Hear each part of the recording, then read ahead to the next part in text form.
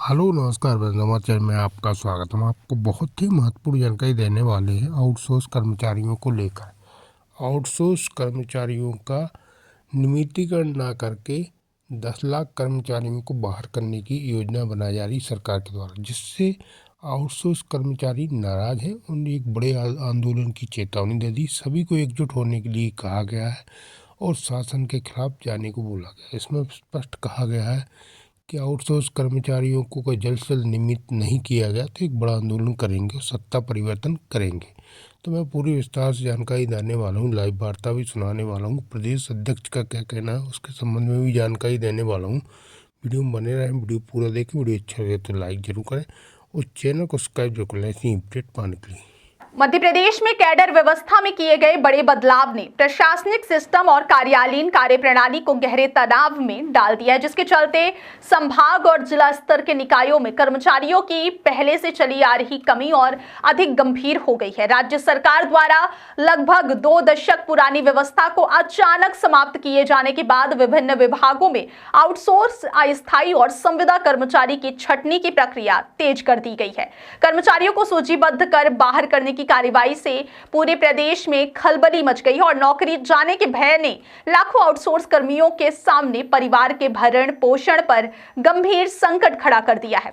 वर्षों से कम वेतन, सीमित सुविधाओं और अनिश्चित भविष्य के बीच काम कर रहे ये कर्मचारी अब सरकार के फैसले से खुद को पूरी तरह असुरक्षित महसूस कर रहे हैं और यही कारण है कि अब वे सरकार के खिलाफ खुलकर मोर्चा खोलने की तैयारी में है। सरकार ने 10 में से 7 कर्मचारी श्रेणियों को समाप्त करने का निर्णय लिया है, जिनमें लाखों कर्मचारी शामिल है और इतनी बड़ी संख्या में कर्मचारियों का असंतोष आने वाले समय में सरकार के लिए बड़ी परेशानी का कारण बन सकता है। इस फैसले का सबसे ज्यादा असर आउटसोर्स कर्मचारियों पर पड़ा है, जिनकी संख्या प्रदेश में 10 लाख से अधिक बताई जा रही है और अब इनमें से बड़ी संख्या जनवरी 2026 से प्रदेश व्यापी आंदोलन की चेतावनी दे रही है। विभागों को कर्मचारियों को बाहर करने के आदेश ऐसे समय में जारी किए गए हैं जब पहले से ही कई विभाग मानव संसाधन की कमी से जूझ रहे हैं, जिससे यह निर्णय आग में घी डाल दिए जैसा साबित हो रहा है। देखिए, बिजली विभाग, टेलीमेडिसिन सेवा और स्वास्थ्य क्षेत्र से जुड़े लैब टेक्नीशियन जैसे कर्मचारी पहले ही सिस्टम से बाहर किए जा चुके हैं और वे खुलकर विरोध में उतर आए हैं। टेलीमेडिसिन के करीब 1200 कर्मचारियों को पहले ही सेवा से हटा दिया गया है, जिससे स्वास्थ्य सेवाओं पर भी प्रतिकूल असर पड़ने की आशंका जताई जा रही है। सरकार के फैसले के बाद अब कर्मचारी की सेवाएं सीधे विभागों की बजाय निजी कंपनियों के माध्यम से ली जाएंगी, जिससे वे पूरी तरह कंपनियों के अधीन हो जाएंगी और उनका वेतन, पीएफ, छुट्टी और अन्य सुविधाओं का निर्धारण भी निजी कंपनियां ही करेंगी। इससे कर्मचारियों की वर्षों पुरानी नियमितीकरण की उम्मीदें पूरी तरह टूट गई हैं, क्योंकि वे लंबे समय से सरकार से स्थायी किए जाने की मांग कर रहे थे, लेकिन अब उन्हें और अधिक असुरक्षा की ओर धकेल दिया गया है। प्रदेश में स्वास्थ्य, बिजली, लोक निर्माण, पीएचई, सहकारिता, कृषि, ग्रामीण विकास, नगरीय प्रशासन, आवास और अन्य सरकारी संस्थानों में आउटसोर्स कर्मचारियों की संख्या सबसे अधिक और यही विभाग अब सबसे ज्यादा प्रभावित हो रहे हैं। नगरीय निकायों में ई अटेंडेंस की नई व्यवस्था लागू किए जाने के बाद इसके माध्यम से भी हजारों कर्मचारियों की छंटनी की तैयारी कर दी गई है। लोक निर्माण, पीएचई, वन, स्वास्थ्य, महिला एवं बाल विकास और ऊर्जा विभागों में संकट और गहराता जा रहा है, क्योंकि यहां बड़े पैमाने पर कर्मचारियों को हटाने की प्रक्रिया शुरू हो चुकी है। विभिन्न निगमों, मंडलों और शासकीय संस्थाओं में भी व्यापक स्तर पर छंटनी की योजना बनाई जा रही है और अनुमान है कि करीब 1.5 से 2 लाख आउटसोर्स कर्मचारियों को तत्काल घर पर बैठाया जा सकता है। अब तक ये कर्मचारी विभागों में सृजित पदों से विरुद्ध काम कर रहे थे और विभागीय अधिकारियों से उन्हें कुछ हद तक संरक्षण और सहयोग मिल जाता था, लेकिन निजी कंपनियों के अधीन होने के बाद वे किसी भी तरह की विभागीय सहायता से वंचित हो जाएंगे।